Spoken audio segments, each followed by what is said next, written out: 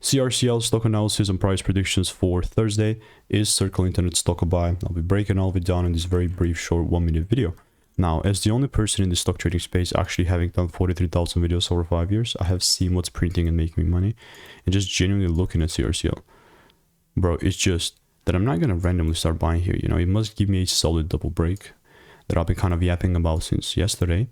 And I'm yet to see it. You know, I've saw, let's say, first break, but it was very choppy. So I just really want to see like a clean on for second break so I can pull the trigger of this one.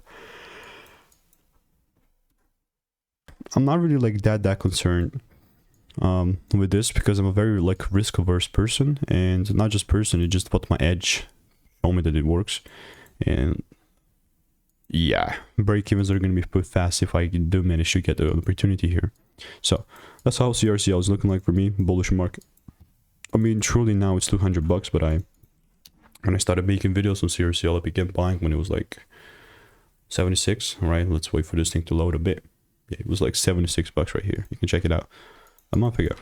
So let me know what is your opinion. If you want to get my money making emails and insights for free, click the first link in the description. It's free.